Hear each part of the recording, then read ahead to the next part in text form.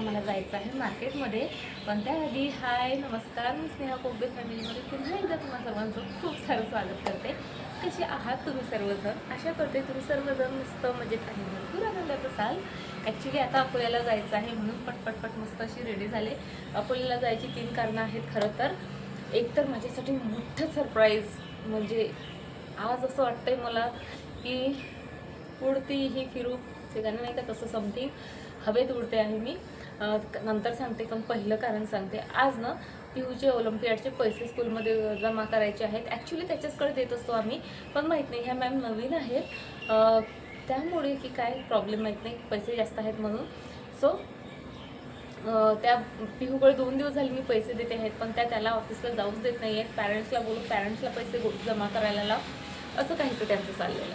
So म्हटलं चला ते काम होईल आपलं. सेकंड रिझन हे असं आहे की माझ्या आईला बरं नाही. भरपूर दिवस झाले आईला बरं नाही, 1 महिना झाला जवळपास. आणि ती मला सांगतच नव्हती. फोनवर रोज बोलणं होतं, एक दिवस जात नाही असा की बोललं नसेल. पण मला आढळलं बरं की मम्मा तुझा आवाज लो येतोय, तू अशी का बोलते आहे, तू खूप दमली का वगैरे वगैरे. पण तिचं अगं नाही, थोडंसं लो वाटतंय, थोडंसं अशक्तपणा आला आहे, असं तसं करून ती टाळून द्यायची. सर्दी झालेली आहे आणि तिला सर्दीचा प्रॉब्लेम नेहमीचाच आहे म्हणून मी काही इतकं सिरियसली घेतलं नाही. पण आज भाऊ चिडला, फोन केला आणि तू पटकन 2-3 दिवसासाठी पॅक करून ये. आई अजिबात ऐकत नाही आहे, तिला बरं नाही, औषधी वेळेवर घेत नाही, जेवण व्यवस्थित करत नाही, असं तसं. मग लगेच मी आईला फोन केला तर आई बोलली, अगं तू आली तरी मला काही जेवण जाणार नाही आहे, कारण तिचं म्हणजे मेटाबॉलिझमच जरा बिघडलं आहे आणि तिला ओकारा वगैरे येतात, त्यामुळे ती जेवत नाही आहे. सो असं तसं तिनंही कारणं सांगितले. हा चिडला इकडे. मी तयारी केली जायची. म्हटलं ठीक आहे बाळा, मी 1 ते 2 दिवसासाठी येते, जास्त तर नाही राहू शकणार, कारण आरोहीचे पेपर चालू, पिहूची एक्झाम चालू, म्हणून जे आहे माझं चाललेलं. पण आईला फोन केला तर आई बोलली तू येऊच नको, इथे मुलं तुझी अभ्यास करतच नाहीत आणि मला बरं आहे. सो अशी कन्फ्युजन होती मी. तरी उद्या जाईल असं मी ठरवलं होतं तेव्हा, पण दुसऱ्या दिवशी मीच बिमार पडले. शेअर केलंही होतं मी तुमच्यासोबत का माझी तब्येत 2-3 दिवस झाली खूप खराब आहे, हे त्याच दिवसातली गोष्ट आहे. सो तेव्हा गेले नाही. सो आज म्हटलं आईचीही भेट होऊन जाईल. आणि तिसरं कारण म्हणजे खूप मोठी सरप्राईज माझ्यासाठी. आरोहीचे पप्पा बोलले चल आज मी तुला आणखी एक सरप्राईज देतो, आणि ते सरप्राईज घरीच त्यांनी मला सांगून दिलं, माहीत नाही हे कोणतं सरप्राईज आहे ते. सो ते बोललेच नाही ना, थोडीशी सेविंग आहे, सो तुला काहीतरी सोन्याचा दागिना मला करून द्यायचा आहे. बापरे, हा धक्का होता माझ्यासाठी, खरं सांगते. सुखद म्हणा, शॉकिंग म्हणा. सो मी त्यांना म्हटलं कसं काय, तर बोलले आहे थोडंसं सेविंग, काही जास्त नाही तरी 5-7 ग्रॅमपर्यंत तुला एखादी रिंग किंवा इयरिंग्स वगैरे तू घेऊन घे, असं जे आहे त्यांचं म्हणणं होतं. आणि आपलं कसं असतं, आपल्याला जेव्हा म्हणजे पाहिजे असलं ना, आपण नवऱ्याकडनं भांडून एखादी गोष्ट घेतो. पण जेव्हा नवरा असा स्वतःहून म्हणजे द्यायला करतो ना की नाही घे माझ्याकडनं हे, तेव्हा असं वाटतं नको राहू दे, तुम्ही म्हटलं ते माझ्यासाठी खूप झालं. तर बोलले नाही गं बाई, पैसे आहेत आणि पडून असले की ते माझ्याच्याने खर्चच होतात, त्यापेक्षा काहीतरी करून घे. सो मग मीच म्हटलं की राहू दे. मला कसं दिवाळीला हे मंगळसूत्र, हे नाही दुसरं मंगळसूत्र झालं, पुन्हा आता अधिक महिन्यात झालं. म्हटलं तुमच्यासाठी आपण काहीतरी बघूयात चला.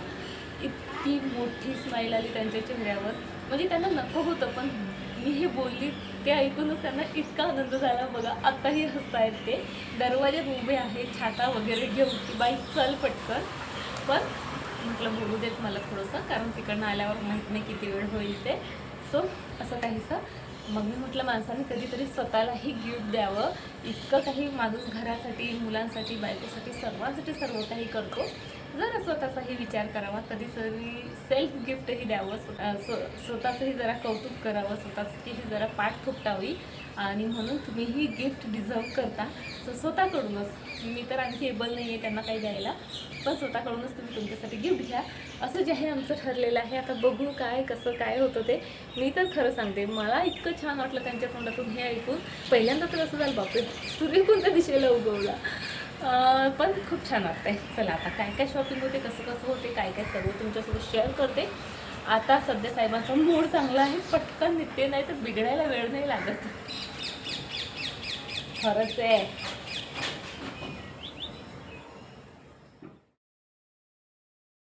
हा व्हिडिओ ना म्हणजे खूप जुना आहे, एडिट करताच आला नाही, तो आता शेअर करते आहे. म्हणजे 27 जुलैचा ॲक्च्युली हा व्हिडिओ आहे. आता एडिट करताना मला आठवतही नव्हतं म्हणजे नेमकी तारीख काय किंवा किती दिवसापूर्वीचं आहे. सो मी पुन्हा बॅक गेले फोटोजमध्ये, डेट पाहून तुम्हाला आता सांगते आहे. सो पिहूच्या स्कूलमध्ये काही काम होतं, ते आटोपलं. नंतर आले माहेरी. आईला ॲक्च्युली भरपूर दिवसापूर्वी बरं नव्हतं आणि भेटायला मी आत्ता आले. बघा, जवळ असूनही मी माझ्या माहेरच्यांच्या काहीच कामाची नाही असं म्हटलं तरी चालेल. त्यानंतर चिऊ बघा, म्हणजे खरं तर भेटायला आईला आली, पण आमच्या चिऊची सतत कंटिन्युअसली बडबड चालू. तिला असं वाटतं की आत्या आपल्याकडे आली का ती अख्खीच्या अख्खी आपल्याच वाट्याला आली पाहिजे. कुणासोबत बोलू देत नाही, काही नाही काही नाही, फक्त माझी बडबड ऐक, माझ्या वस्तू बघ. यावर्षी चिऊला शाळेला घातलं आणि शाळेसाठी जे काही आणलेलं किंवा या एका महिन्यात जे काही शिकलेलं ते सर्वच्या सर्व तिला मला दाखवायचं होतं. खूप हुशार आहे ग बाई.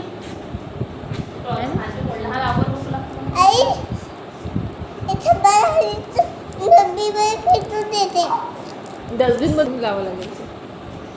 त्या डॉलपेक्षा तर माझी डॉल छान छान आहे, सुंदर सुंदर है ना. कोण आहे सुंदर?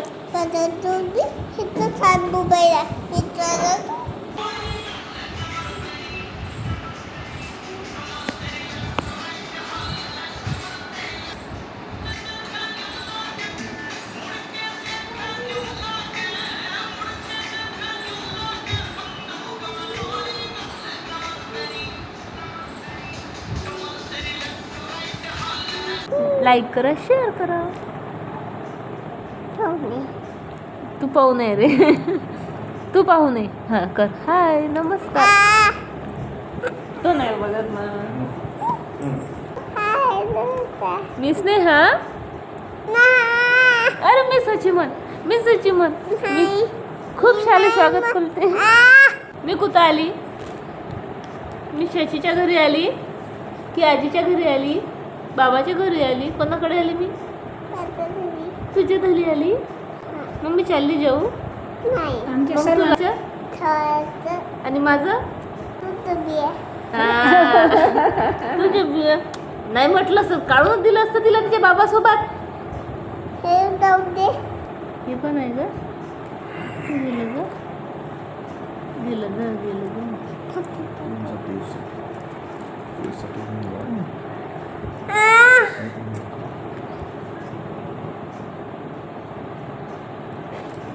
मोबाईल आतवाले आतूसोबत बोल ना. झाली ना. असं आहे का? का ग, माझ्या भावाला कशाला मारते? भाऊ आहे ना माझ्या. चिऊ सोबत अर्धा तास कुठे गेला कळलं नाही. हां, मी फक्त अर्ध्या तासासाठी आईला भेटायला आली होती बरं का, पण पूर्ण वेळ माझा चिऊनेच घेतला. म्हणजे आईची विचारपूस केली तशी. बरं चला, आता माझी निघायची वेळ झाली आणि आता तुम्ही चिऊचा गोंधळ बघा.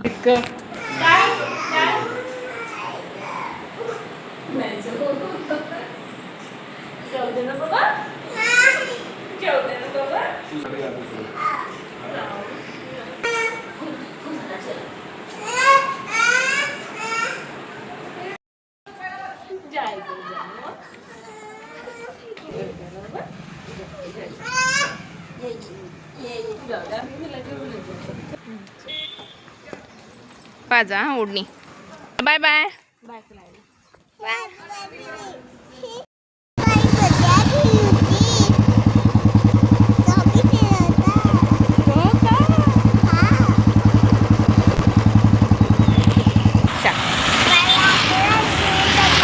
माझ्या आतूला नेऊ नका असे सांगते मी, मला घेऊन चल.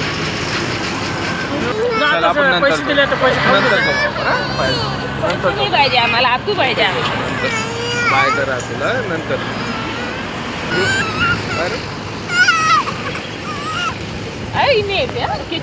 मम्मी पप्पा नंतर म्हणजे माझी चिऊच असते जी इतक्या आतुरतेने माझी वाट बघत असते. आतू तू कधी येते अशी कितीतरीदा ती फोन करते मला.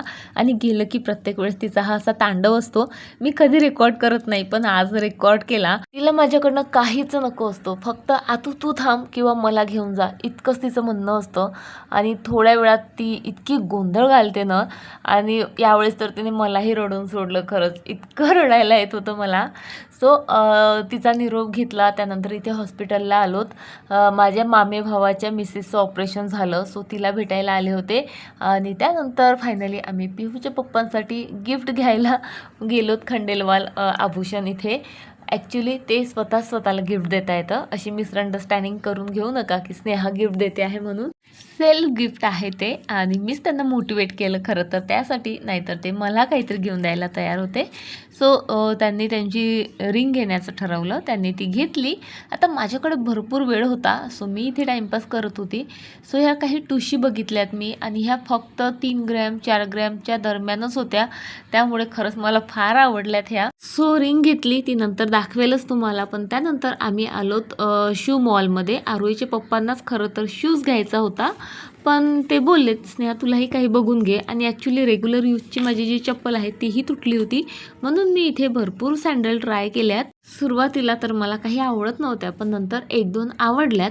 सो त्या आरोहीच्या पप्पांना आवडत नव्हत्या. मग आमचं इथेच ना महायुद्ध झालं. आता ही माझ्या पायात दिसते बघा, किती सर्व बेल्ट आहेत तिला, आणि आरोहीच्या पप्पाला ती प्रचंड आवडली होती. आणि माझं असं झालेलं की म्हणजे ती काढण्या घालण्यातच वेळ जातो, सो मला अशी नको आहे. सो त्यावरून किंवा आणखी 2-3 चपलांवरून आमचा मस्तच वाद झाला तिथे. आणि त्यानंतर ह्या ज्या चपला दिसत आहेत अगदी म्हणजे इतक्या आवडल्यात मला, पण ह्या फ्रेश होत्या. आणि यांची प्राईस होती 1900, 2000, 1800, म्हणजे एकही बजेटमध्ये नव्हती. आणि चपलीमध्ये 2-2 हजार घालवायला मला तरी आवडत नाही. सो कोणत्या चपला घेतल्या चला घरी जाऊन सांगते. सर डोकं दुखतंय माझं आज, खूप जास्त डोकं दुखतंय. सो आता आली मी अकोल्यावरनं, येऊन 20 मिनटं झालेत. अंग टाकलं होतं मी थोडंसं, आणि मला डुलक्या यायला लागल्या होत्या. डुलक्या मी झोपच येत होती, पण म्हटलं नाही आत्ता जर का झोपली तर सर्व बिघडून जातं मग, कारण आता 5:30 वाजून गेलेत. आता जर का मी झोपले की मग माझी सायंकाळही खराब, माझी रात्रही खराब, कारण आता व्यवस्थित झोप होत नाही. आणि मग थोडीफार जरी झोपले तर मग रात्री व्यवस्थित झोप लवकर लागत नाही, आणखी जागत बसावं लागतं. सो म्हटलं नको स्नेहा उठ पटपट आवर. आणखी चेंजही केलेलं नाही मी.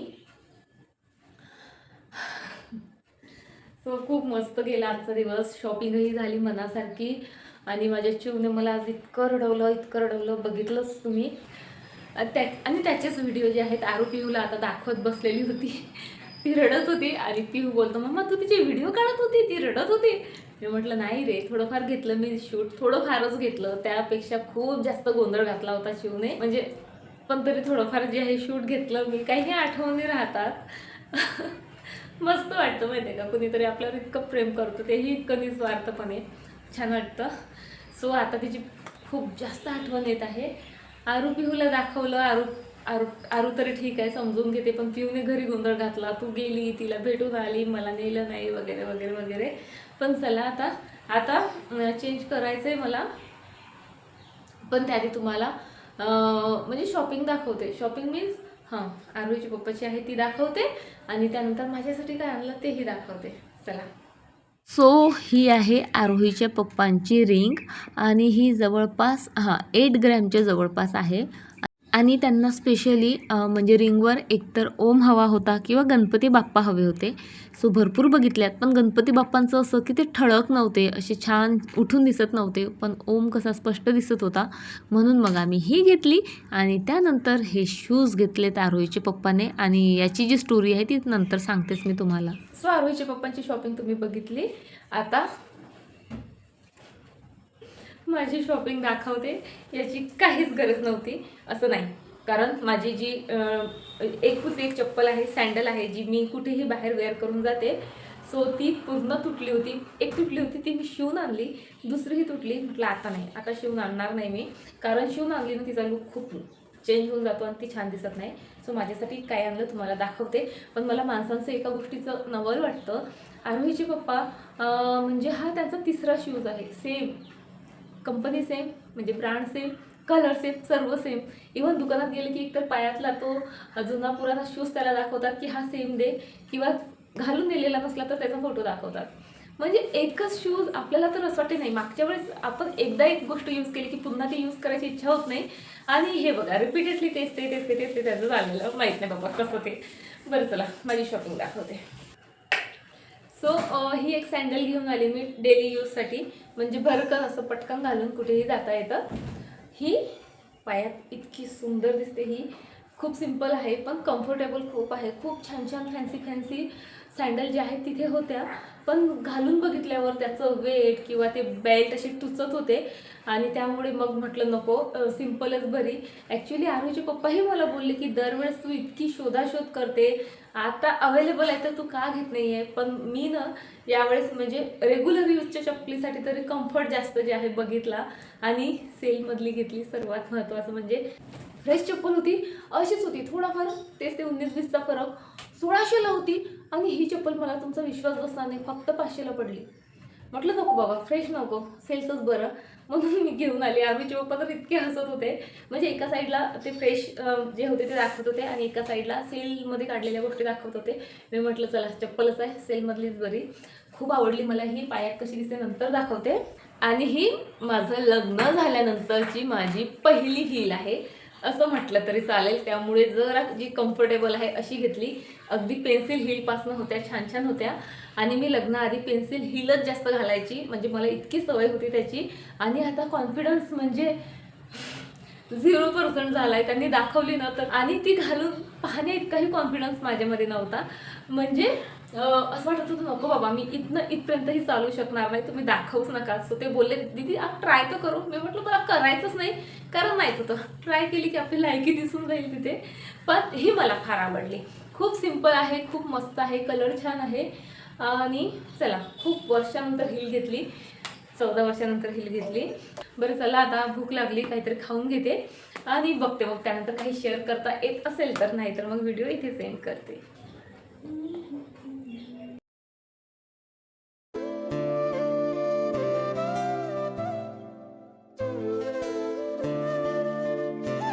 आता ना मला झोपही प्रचंड येत होती आणि भूकही प्रचंड लागली होती, पण घरात खायला काहीच नव्हतं.